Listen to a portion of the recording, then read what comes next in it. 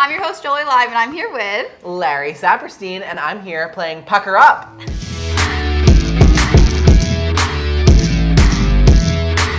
Are you so excited? I'm terrified, but very excited. Are you sensitive to sour candy? I think I am. You know, I'm more of a chocolate person. I Okay. like sweets. If I have to choose between sweet and sour, I always go sweet. But, you know, I'm willing to expand my horizons. Your palate? Yeah. So you think you're gonna do okay? I think I'll do okay because I'm good at answering questions. So Yes. that's the real skill here, Yeah. more than eating. You just have to not think about the sour, and you'll be fine. You have your own podcast, so Yes. you're very well trained, and you've had media training, so as you Exactly. mentioned.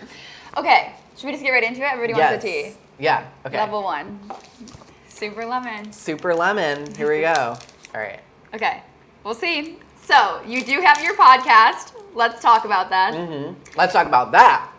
And exactly, because you have the tagline. Are you ready to talk about that? And that is in all caps. Yeah.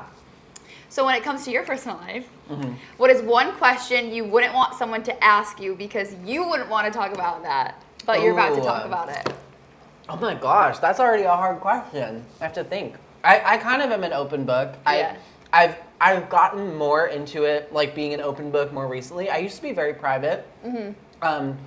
When I first started with like High School Musical and stuff, I was really nervous that people were gonna ask me about my sexuality, and I didn't want to talk about it at all. Yeah. And it wasn't because I was like nervous to like be out. Like I was out to all my friends and family, but when I was in high school, there was like much more of a stigma about being like bisexual rather than being like gay or obviously straight. And I was nervous that I was gonna have to like explain what that meant to people. But ever since like actually deciding to like open up and talk about it and like use like my like whatever platform I have to like talk about my sexuality and now like kind of showcasing my relationship like online and stuff, I do feel like way more open. So yeah, I mean, but I don't love talking about like sex and things. I feel like, you know, sometimes like that's like tea that people want to know, but I'm more personal. Talking about my sexuality is like enough. I don't need to go further into that. You know what I mean? Yeah. So. Before High School Musical, or like when you got it, you said like you obviously didn't want to talk about it that much, but you were out to your friends and stuff. Yeah, yeah. When you joined the High School Musical class, were any of them kind of like wondering, or you opened up to them? I opened up to them right away because it was a very like obviously queer environment, you know? Yeah. Like it was obviously like kind of a gay show, and like there was a gay relationship featured on the show, and like we were just like very open with each other right from the start. So I think I told them about like my sexuality probably like before we started filming for sure. Like I remember there was like one night where we were out at like an Olive Garden or something before we started filming, and we were just kind of talking about our lives and stuff, and I, you know, mentioned that, you know, I was bisexual, and that was like my dating life at that point, being in New York City, and then it was just never really a conversation again after that. Yeah, you're just at Olive Garden, everybody was like, love that for you. Pretty much, yeah. That's nice. Did you, for chemistry read and stuff, so had you met them, or did you meet them for the first time in person, or did you meet them over Zoom, or how did that work? So, the only person that I had met before getting officially hired was Josh. Okay. Because we had a chemistry read, like Ricky and Big Red, but he was already cast. Gotcha. So they were casting Big Red, and it was my like screen test, my like final audition at like the Disney Channel building in front of all of the executives and producers and, you know, casting people. And so that is when I met Josh, but I met everybody else at the first, we did like a big first table read in Hollywood, and I was still living in New York at the time, so I was flown out here to do this big table read, and we like all introduced each other. Actually, we did before that, when everybody like got officially cast, Josh, who kind of had his like finger on the pulse of like who was getting what, created a big like group chat. Oh my God. So the group chat was formed before we even met each other. Wow. And then we met each other, and that night there was a big Disney Channel mixer. So we had, it was like a party, and it was all people from like the producing side, writers of the season, you know, the legal department at Disney Channel, like just like a bunch of people, a bunch of people from the Disney Channel sphere, and they kind of introduced all of us to the network and like the Disney Channel people, and then it was just like a big party. Oh, and so that was kind of, and actually that's like that original photo of like the whole cast. Where we're like all in a line, that was taken at that party. So that's like where we all first like really like solidly met. And then when we filmed in Salt Lake City. Yeah. We had 2 full weeks of just like bonding and like hanging out. And there was like this conference room where we would be called and they would say, okay, everyone go hang out in the conference room and we will call you when we need you. And we were doing stuff we were doing like hair and makeup tests, we were doing fittings, we were doing table reads, you know, they were like adjusting the episode, camera tests, stuff like that. But for the most part, we were like hanging out. And I think the reason they did that was to like really get us all comfortable as friends before we started filming, so that when we were filming, it felt like we were already like, a group of classmates, friends. like friends, all that. So, and I think it worked. Oh, wow. Yeah. For 2 weeks? Yeah, it was 2 weeks. Like every day? Yeah. Well, like 5 days a week. Yeah. Yeah. So. Oh my gosh. Was there anybody that was super, super, super shy and like off, like quiet to themselves in the 2 weeks time? I don't know if she was shy. I think she was just the youngest, but Sophia Wiley, who ultimately wound up being like the sweetest, most lovely person. She was never not sweet. Like she's always so amazing, but she was a lot younger than like me even. You know, I'm one of the older kids in the cast. Yeah. And so I think, and also, you know, Sophia and Olivia, they had school. So like I was already graduated from high school, you know, so I didn't have to do school, but they had to go off and do school every day. So I think it took us a little bit longer, or at least me, a little bit longer to create like that friendship with them because they were younger. But honestly, by like the second month, we were like like best friends. Close. Yeah. How could you not be? You guys were together like so much of the time. The role of a lifetime, no pun intended. Yeah. So. Okay, you didn't think that was sour, or you did? It was sour, but it wasn't unbearable. It was, I could get through it. Yeah. Okay, we'll see about 2. Okay, Let me see if it's a challenge or it's a regular question. Do these have a name? We call this the little ones. Not really. If you want to name it. Okay. So there is a TikTok that was posted saying, we don't talk enough about how Larry had to learn an entire routine in 15 minutes. Do you remember that TikTok? Did you ever see it? I've not seen this TikTok. Okay, well, it was a scene. I think behind the scenes, you weren't actually filming. I think you were in regular clothes because you didn't wear that on the show. But you were basically learning the dance. Yes. And that being said, so what are 5 moments in your acting career on High School Musical, the series, that you think about and wonder like how they were genuinely real? Yeah. Well, okay, so that moment, I'll just talk about that for a second. Talk about that. So what happened was they basically had made this creative decision that Big Red was not going to dance in the first season because I was hired. They knew I was a tap dancer. Yeah. And they thought it would be really fun to keep it a big secret until the very end of that first season when we do the big tap dance reveal number. Which, honestly, that's one of the moments where I was like, this is so surreal. But, but what happened was, and to be honest, I was actually like kind of upset. I really wanted to be in that number. Because everyone else was in it, and I was the only person that wasn't in it. But I understood the creative decision, and you know, kind of just went along with it. Because what are you supposed to do? You're an actor on a show, and they're making the decisions. You don't write it. They're making the decisions that are in the best interest for the show. So I said okay, and then the day before we were supposed to film that number.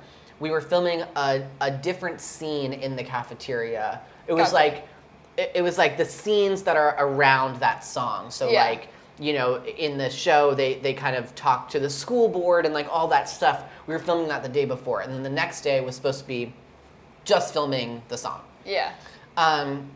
And my friend actually was visiting me on set in Salt Lake, and Dara got hurt. She fell, and this is like in the BTS. You see, if you look at the season 1 like behind the scenes, she fell and like hurt her knee. Oh God. And she was taken to the doctor, and they were like, "You're gonna be fine, but you just like can't dance for like a few weeks." Oh my God. And basically they made the decision that there was kind of no one else to they couldn't get in there. No, literally. And so that day they were like, "Okay, you're gonna learn this, and you're filming it tomorrow, so let's go."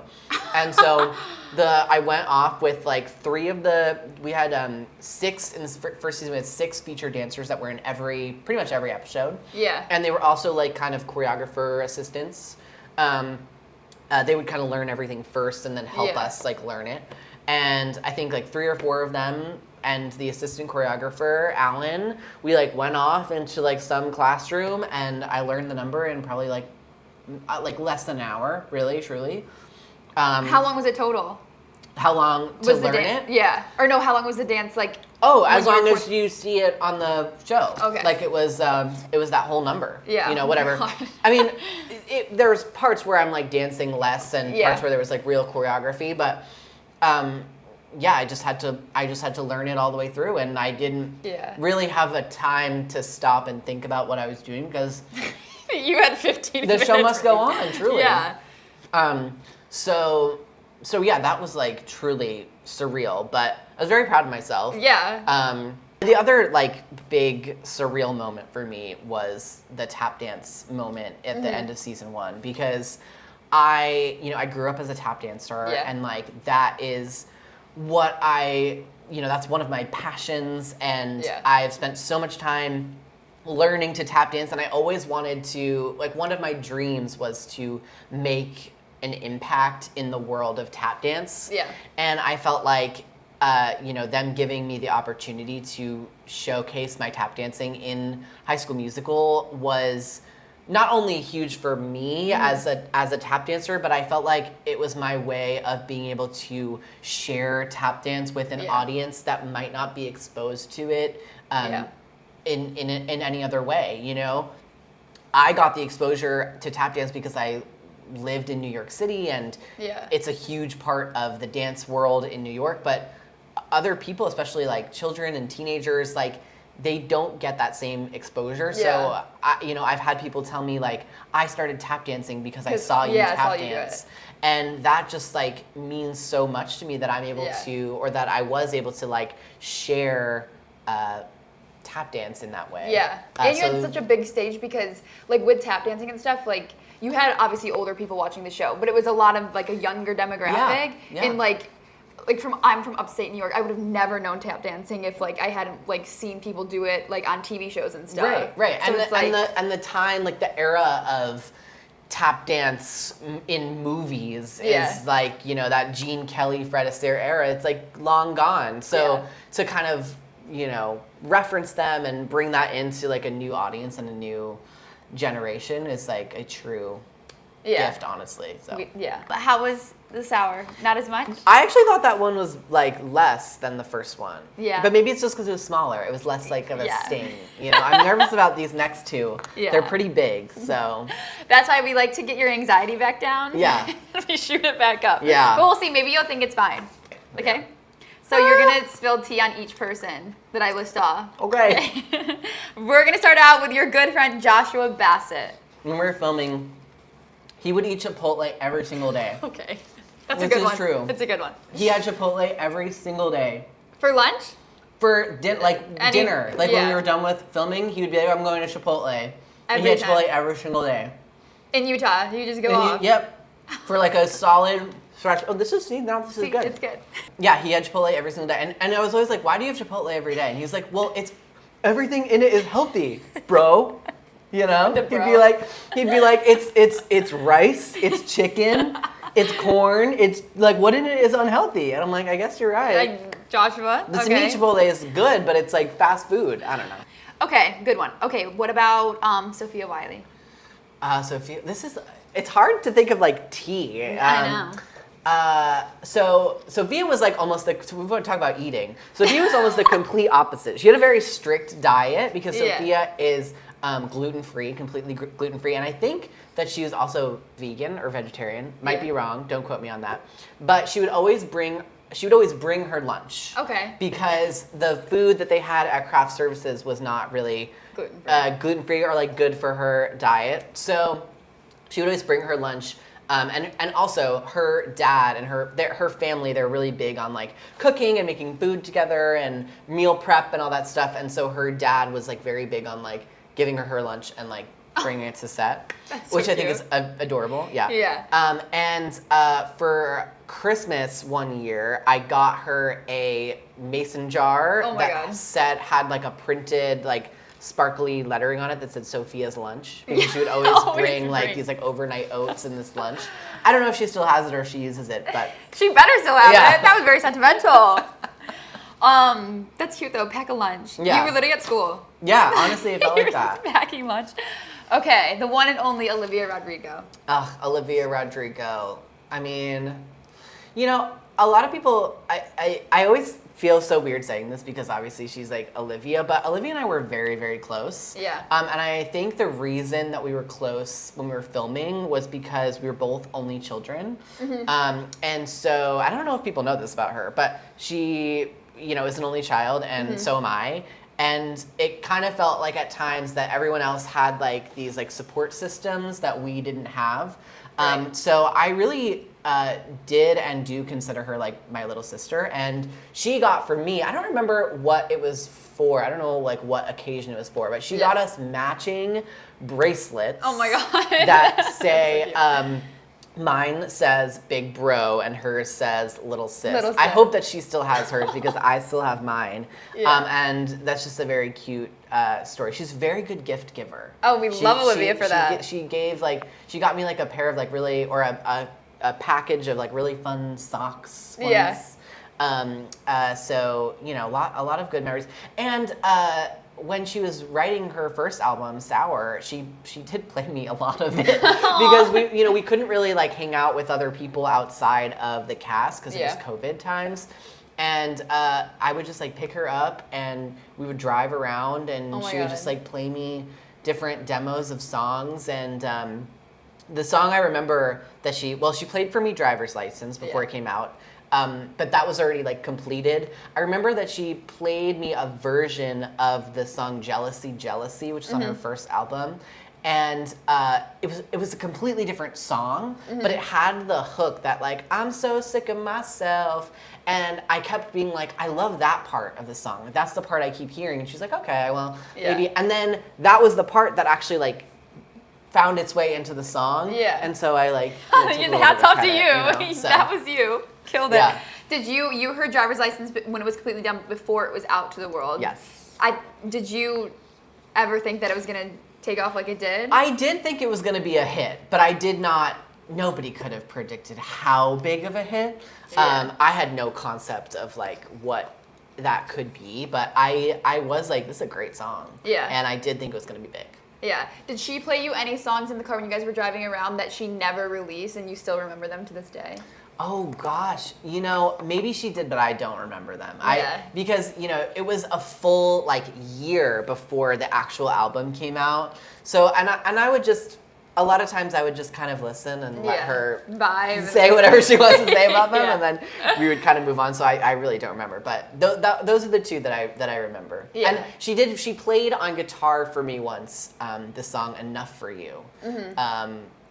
Like it was very soon. It was before she had recorded it. She like played it for me, but yeah. But also, that was such a big thing like amongst our cast. Is like everyone was kind of writing songs. Yeah, Josh was writing songs. Joe was playing piano a lot. Like there was a lot of that stuff always happening, which is also kind of why I don't remember. It's we were always playing piano. We were always singing, and it you know, it seems like such a big thing now because it's like, oh, she played these songs and they're huge, but in reality, in the moment, it was like, that was just something that we all did. Right. You know? You're such a musically gifted cast. Like, I feel like truly. it's just like musical. Everyone like, had like musical stuff all the time. talents. Yeah. Okay, what about our good friend Matt Cornett? Matt Cornett. I mean, what do people not know about Matt Cornett? So he, well, he's very into cars. Do we know this about his cars? We've heard that. We've heard that. And he has I don't know if he still has it, but he had a red Camaro. Oh, and he started getting into, excuse me, he started getting into like investing for cars. Oh God. Like in what, like season 2 or something like that. Yeah. And I remember he was very excited because there was this like orange Corvette that he really wanted. Yeah. And he was like, I'm gonna buy this car because the value is only gonna go up, but I want this car. And he waited months for this car. Like he got it custom, like detailed, custom wrapped, whatever. And the car came, and then we like went on a little hiatus here for a couple weeks. And when we came back, I was like, Matt, how's your car? And he's like, oh, I sold it. I was like, you had the car for 2 weeks. And he was like, I know, but someone gave me a really good offer, that was the reason why I bought the car, so I sold it. Oh my God. And so like the thing about Matt was like, every time, I feels like every time I saw him, he was driving a new car. New car. Because he just always had a different car. But he did have that red Camaro that he would drive all the time, and it had, you know, like the visor that you put on your windshield. Yeah. He made it. He bought ones that looked like Lightning McQueen. Eyes, yeah. So that it looked like the eyes. Oh my God. And it basically was like a real life Lightning McQueen that he drove around. Big car guy. Yeah, big car guy. Okay, last one. Our girl Kylie Cantrell. What about our girl Kylie? You know, I didn't get to know Kylie as well because she was only in the 4th season and we only overlapped for like a couple of episodes. It's also wild because I feel like it came to light that she was actually, people grasped that she was in High School Musical when Descendants came out. Yeah, people like didn't were even like, realize wait, she was her. in, and then her stuff started trending. But she was on my podcast, our podcast, Let's Talk About That. Yeah. And we were so excited to get her. I mean, she's so good at like the interview stuff and the like media. It's like she's born for it, like truly. Yeah. And we were so excited to have her like a couple days before Descendants came out, and now to see like the meteoric rise of Kylie Cantrell is pretty insane. Yeah. But I'll always remember her dad is like so lovely, and when we were filming season 4, I was in a hotel, and it was the same hotel that her family was staying at. Yeah. And I was like trying to do a workout phase. I was trying to be in a workout phase. Yeah, feel that. And like it felt like the only time I would see Kylie was at the gym because her and her dad were always working out. Oh my God. And I was very self-conscious about my working out, but her dad was like, no, you're doing great. You're really giving it your all in the gym. And I was okay, thanks. So, you know, that's what I'll always We love a good support system. Yeah, I felt like, you know, Mr. Cantrell was my big support system. This. So This is a classic when we do on Pucker Up, it's smack the table. Smack the table. So if it applies, you smack. Okay. 3 smacks and other ones to kick in, so you're going to think it's fine.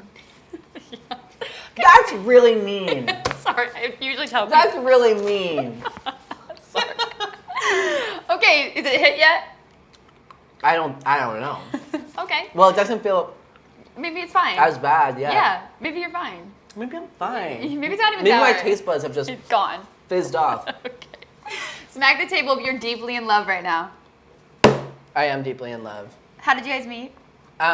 We met, Jacob and I, my boyfriend and partner, and creative partner on Let's Talk About That. I was gonna say Co-host. We met through a friend of mine who I went to camp with when I was younger, and she went to college with Jacob, and she came to visit me in LA, and there was like a party going on for like all of their college friends, and she doesn't live here, but she was like invited to that party. Yeah. And she was like, come to the party. And that's where we met. But we were friends for like 2 years before we started dating. So did you like him though? Like, did you have feelings for him, or you just he was in another relationship, so it was like we really, it was like a very slow burn, and then like that relationship ended, and then he was single for like a year before anything happened between us. So it was a slow burn. We had to like inch our way closer to like being closer friends, and then it was kind of just like one day we were like, oh, who hit on the other first? It was weird. It was like very mutual moment. It was like we were just like friends, and then we kind of just like kissed. It was very weird. But then it was kind of like even after that, it was like a slow burn to us being like actually in a relationship. But smack the table if you're still salty that you didn't do a Disney Wand ID. Very salty. I saw a clip on your podcast, and you were like, I never did one. I'm really mad about it. I mean, I get it, but. We weren't on Disney Channel, so we didn't do the Wand ID. But you still were part of the Disney family. Yeah, I really wanted to do them. And then the fact that now Dara gets one. This is a letter to you, Dara. I am very jealous that you have done a Wand ID and I have not. And I have said it on my podcast, and I'm saying it here. I would really like to do a Wand ID, please, and thank you. Ready for 5. Oh, gosh. I'm just excited to see your reaction. Oh, here we go. Don't stall. Okay, so you're gonna spill a High School Musical, the series secret that the world does not know. I hope that it's okay for me to share this. You definitely can. Go ahead. So in season 1 was rewritten a few times. There were a few episodes that were rewritten and reshot. There was supposed to be in episode 5 of season 1, where the plot is that Nene and Courtney go to the bowling alley karaoke place, and Miss Jen is there, and Miss Jen meets Ricky's dad for the first time, and all the while homecoming is happening. Gotcha. At the school, but they're not at homecoming. There was a plot point where Miss Jen said, take the car keys. She gave the car keys to Nene and Courtney, and she said, you can take my car and you can go drive yourselves home, because I'm gonna stay here with Ricky's dad, because Miss Jen like brings them out, right, for a girls' night. Yeah. And Nene and Courtney get into a car accident. Now, it wasn't like a fatal, like it wasn't, they're not injured. Like life-threatening. But then the whole next episode was like this, it was actually pretty funny. It was like this game of telephone, where like the whole first half of that episode was like, everyone thinks like worse and worse things happen to Nene and Courtney. Like, oh, I heard that Nene broke her leg. I heard that, Courtney, whatever, like, and then all of a sudden they show up and they're fine. Yeah. But the whole school finds out about the car accident, and that is why Miss Jen is getting fired. Okay. And then we have to fight to save her job. Yeah. That was all filmed. You filmed the whole thing, the car accident, everything? I don't know I don't know what they did for the car accident, but I wasn't like part of that. But I think they filmed all of that. And that whole episode was filmed, and then they decided at a later date to rewrite it because it just wasn't Disney, Yeah. But it was a really fun like plot point, but I think that the show that they were thinking of making was just like a different show. Yeah. Traumatic for Disney. So then it changed to being about her like teaching credentials or whatever. Yeah. More calm. Yeah. More not intense. So that was. No, that's a good one though, because everybody loves to know like BTS like that, where it's like, oh my god, because then they have fan theories like if that had happened. And I think that stuff is cool, because the reality is that stuff happens on every show. Yeah. Like that is how TV gets made. You write ideas and you throw ideas at the wall, and sometimes they stick and sometimes you have to change it, because there's so many people that have to like voice their opinions about what they think, and especially Disney, like they just have a set of standards that they will not break what was going to be appropriate or acceptable for the new network. And so they were like, okay, we'll try this. Yeah. And then they realized, no, they couldn't do it. It was too dark. Too much. Too dark. But, you know, yeah. Okay, we've entered the last stage. I'm going to cleanse my palate again. All right. The media training might come out. So, you did say, which I didn't know how close you were with Olivia, but you did say that you were very close with Olivia. Mm-hmm. You guys vented, everything like that. Mm-hmm. Now, a big thing on the internet is that no one really talks about Olivia and Josh's relationship. Mm-hmm. Oh. You're listening. I'm barely listening. Oh, God. That is crazy. Yeah, worse? Worse? I don't know. Maybe equally as bad. I don't really remember. It's bad. The first one now. Yeah. Okay. Yes. Question. So, I was like, listen. So basically, a lot of stuff going on in assumptions, everything about Olivia and Josh's relationship, and how they met through the show. What was your take on it from being there every day and behind the scenes with them?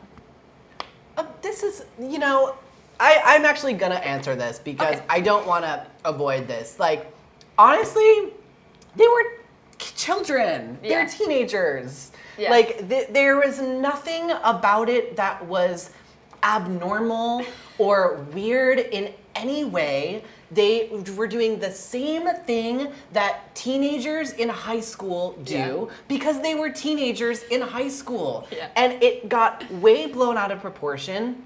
And the reality is, like, nobody did anything wrong. Mm-hmm. And it was just what they were going through at the time. And they're normal people that had a normal teenage high school experience that they deserve to have. Yeah. And so that's my take on it. I think that all of it was way blown out of proportion on the internet, and the internet made it something that it was not. And really it did not affect us. Like, on set. No, it just was their experience, and that was it, you know? Yeah. So, like, there was personal lives and there was work, and they were separate. And I think that whatever happened in their personal lives was normal and valid, and, you know, it should happen. Like, when you're a teenager, it's not fair that people who are on these shows and who are acting or in public life as teenagers, you know, even people like, you know, JoJo Siwa, or, you know, anyone that is a child, like, actor, you know, or a child influencer, whatever, that they can't have the same experiences that everyone else has without being scrutinized and picked apart, and everyone's trying to find the tea. Like, there isn't always tea. It just is what it is, you know? Yeah. So that is my take on it. Yeah. So. But set days were normal.